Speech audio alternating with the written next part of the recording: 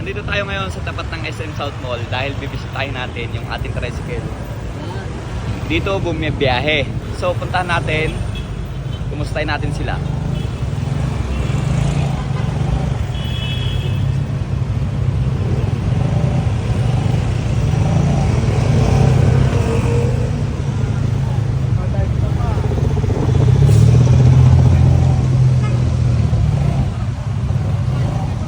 Namin langis eh. Kailan tayo na uli nag-change oil? December 6, 15. December 15, tanda mo pa yung date. Ayun, nagbigay ako ng bigas, no? Mula noon hanggang ngayon, ilang buwan na? 3? Putik na yan. Ano? Nagre-request sa akin, hindi ko mabigyan. So ito ating Asiro yan, TMX 155 2000 at 2011 model yan.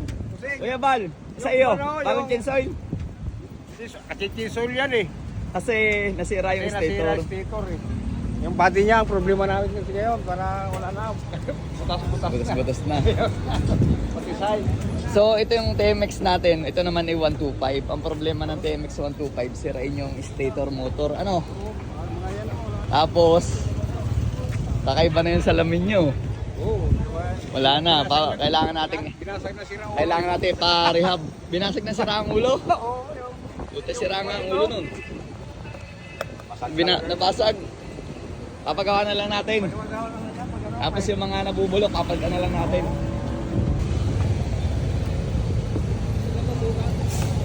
So may dala tayong Dino oil. Jer, ilang buwan? Walang change oil?